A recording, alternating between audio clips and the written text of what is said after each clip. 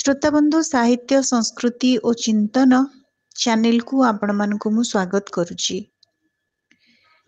माटी मनीष ओ संपूर्ण जगत को भल पाउथुबा एमिति जणे प्रभावशाली गाल्पिका को आमे सुनिबा जी ग्राम और सहर जीवन को खूब बंचिचंती अंतरंग भावे एवं साक्षात मध्य करिचंती।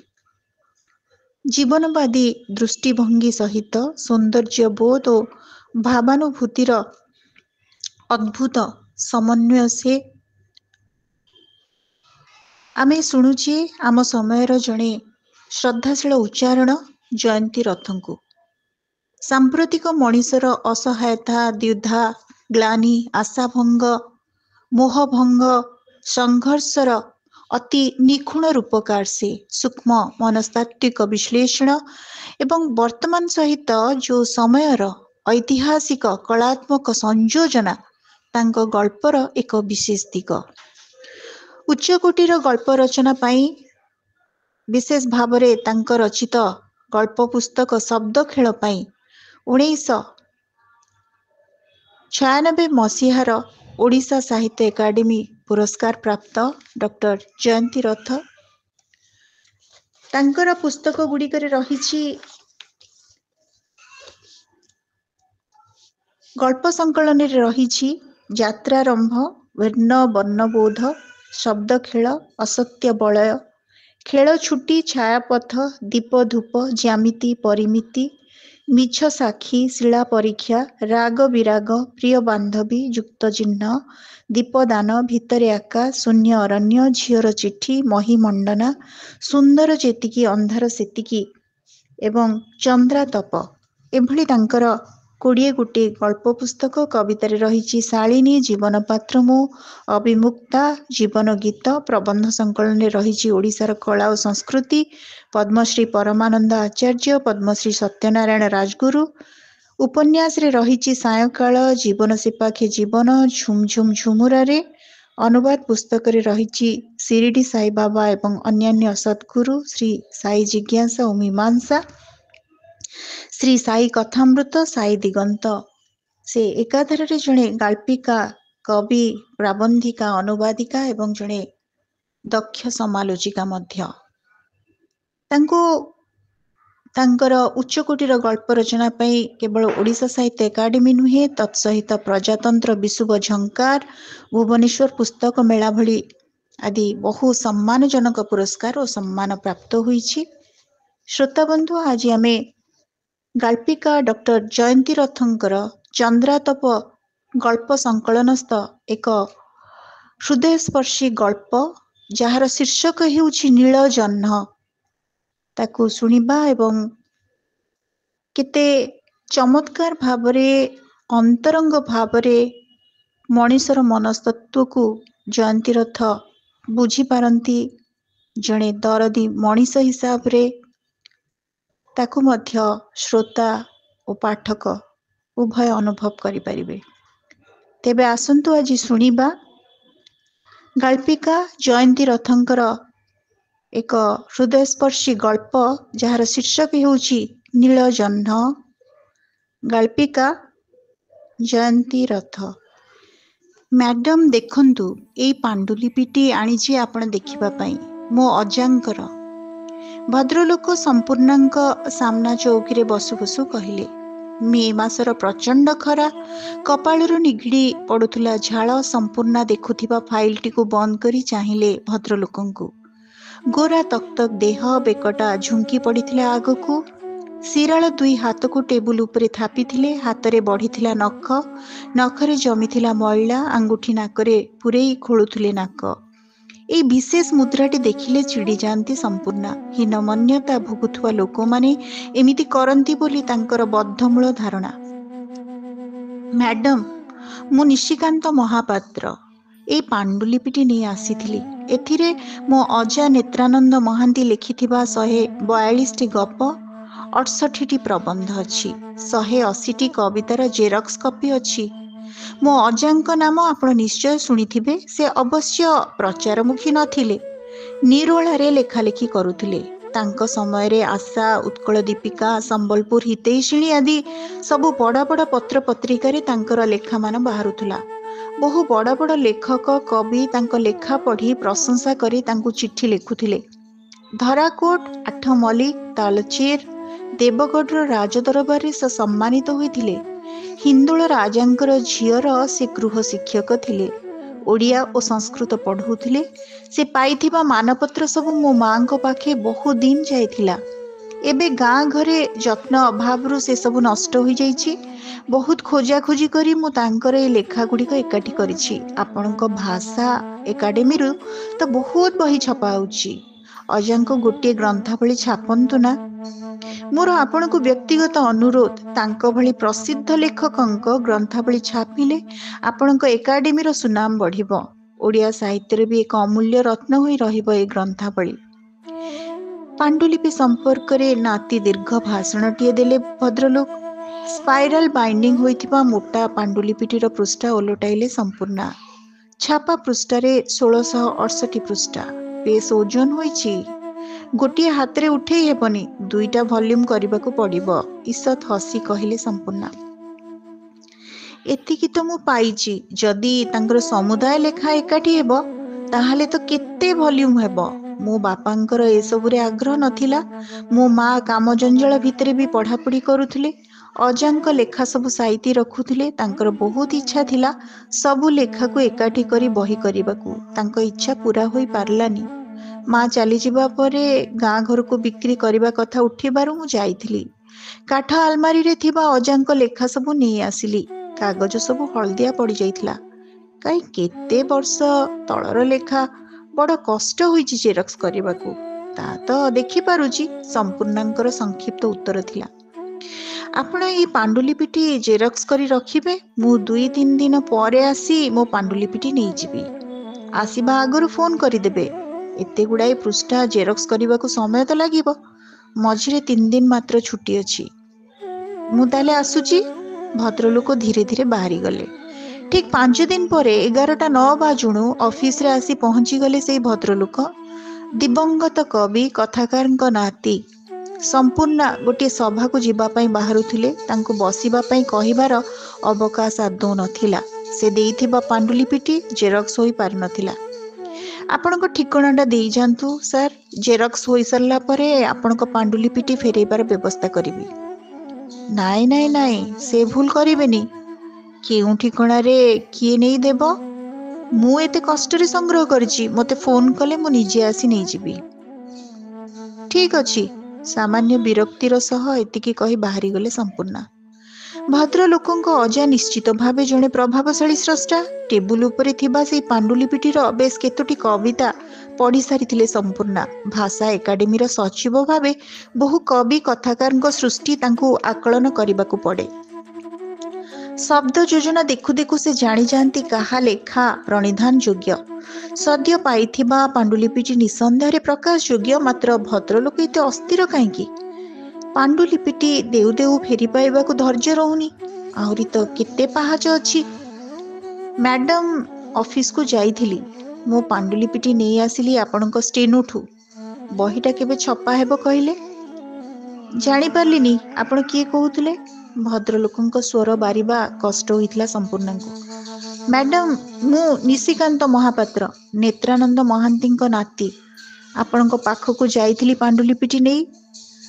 हाँ हाँ हाँ, मने पड़ला। कार्यकारी कमिटी रे प्रस्ताव पड़िबो। कमिटी अनुमोदन कला परे बही छपा काम हेबो। सेथिपई किछि समय तो लागिबो। विरक्ति को चापी रखी कहिले संपूर्णा। सरकारी कलरे पोस्ट फैक्टो अप्रूवल नहीं केते काम करा जाए आज्ञा। आमे रोड्स एंड बिल्डिंग रे केते बड़ा बड़ा काम करू, परे अनुमोदन नेउ। ई सामान्य बहीटा पई एते समय? से काम आउ ए काम तो समान नुहे। संपूर्णांक स्वर रे असंतोषर भाव स्पष्ट। निशिकांत बारी पारले। किछि चिंता करंतुनी मैडम। जदि केउठी ऊपर स्तर रे कहिबाकू दरकार पड़े कहिले मु चेष्टा करिबी। कामटा केमती शीघ्र हेबो मु खाली सेया चाहे। आसंता बसंत पंचमी रे अजांक श्राद्ध तिथि। मु चाहूतिली बहीटी सेई दिन लोकार्पित करिबा पई। गोटे बड़ धरणर सभा करिवे। आपणक विभाग रो मंत्री जिबे। आपण तो रहिबे। आम अंचल विधायक जिबे।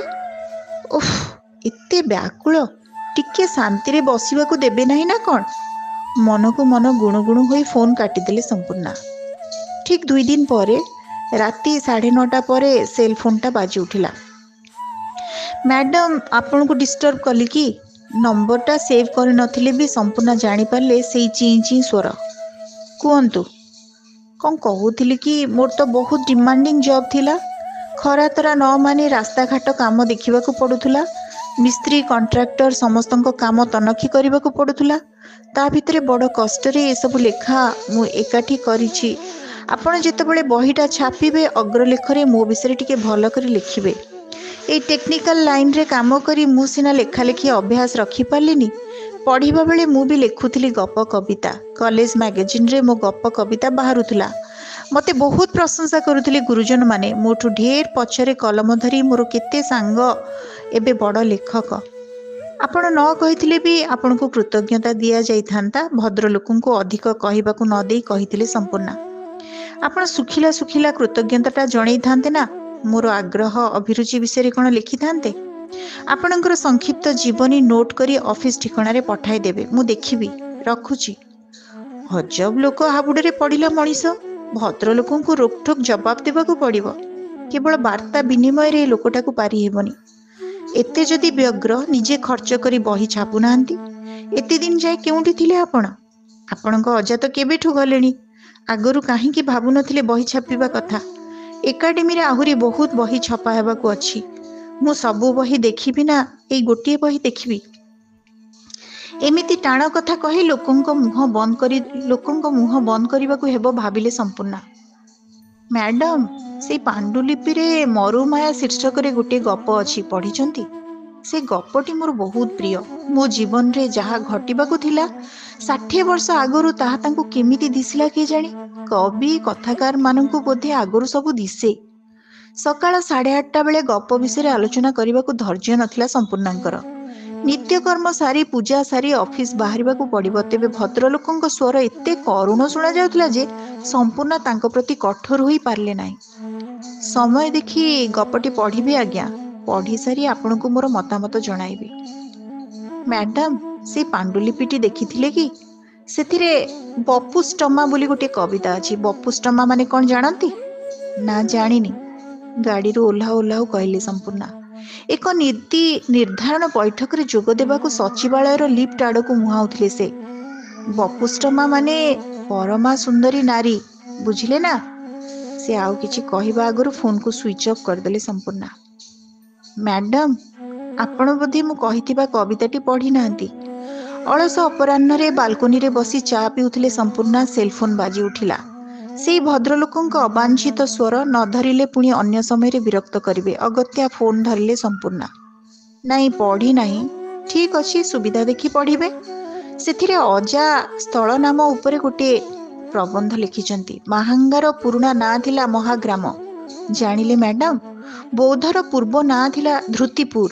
ଆପଣ ସେଇ ଲେଖାଟି ନିଶ୍ଚୟ ପଢ଼ିବେ।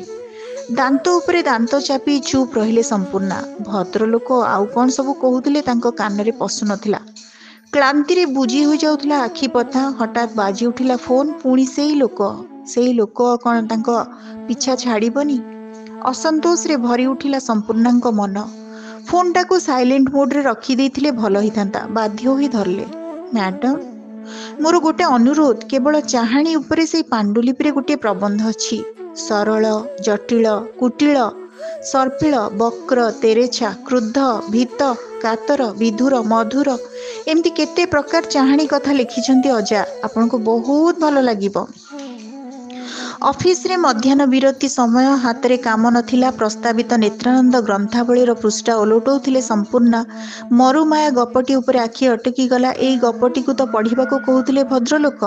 ଏକା ନିଶ୍ୱାସରେ ପଢ଼ିଗଲେ ସମ୍ପୂର୍ଣ୍ଣା। ସ୍ୱାମୀ ଏକାନ୍ତ ଅନୁଗତ, ବିଶ୍ୱସ୍ତ। ଅପରୂପା ସୁନ୍ଦରୀ ସ୍ତ୍ରୀକୁ ଶୃଙ୍ଗାର ସୁଖ ଦେଇପାରୁନାହିଁ।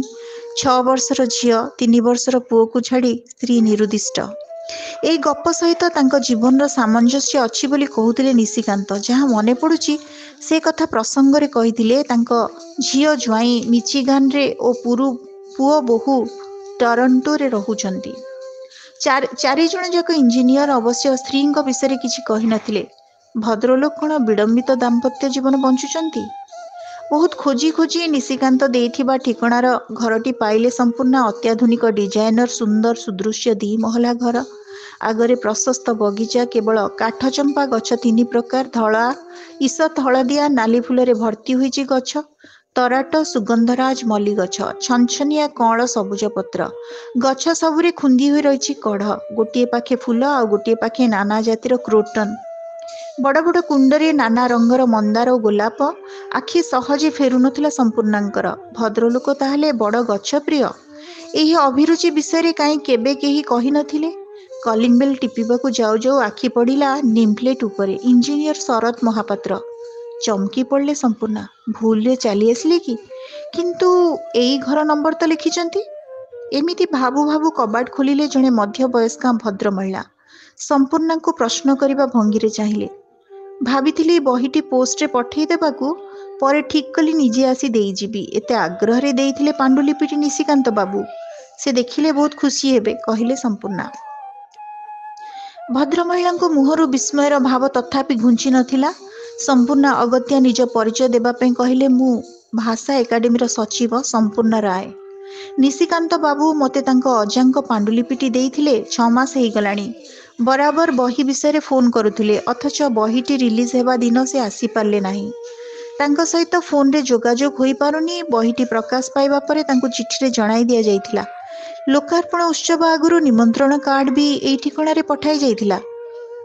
ଓ, ସେ ତ ଏବେ ବିଛଣାରେ, 15 ଦିନ ହେଲା ହସ୍ପିଟାଲରେ। ଭଦ୍ରମହିଳାଙ୍କ ସଂକ୍ଷିପ୍ତ ଉତ୍ତର। କ'ଣ ହୋଇଛି ତାଙ୍କର? ବ୍ୟସ୍ତ ହୋଇ ପଚାରିଲେ ସମ୍ପୂର୍ଣ୍ଣା।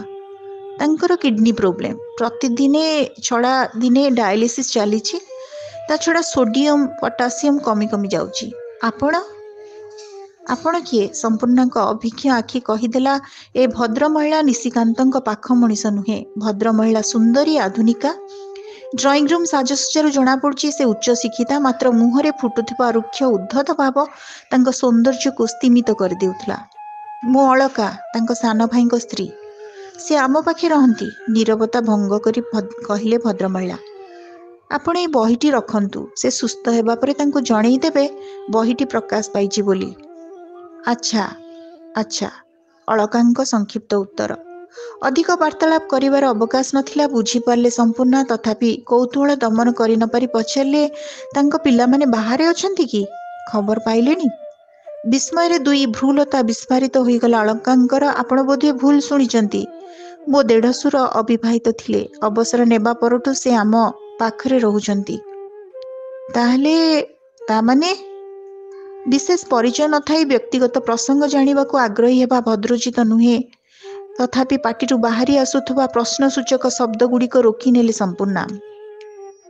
ଫେରିବା ପାଇଁ ପଛକୁ ବୁଲିଲେ।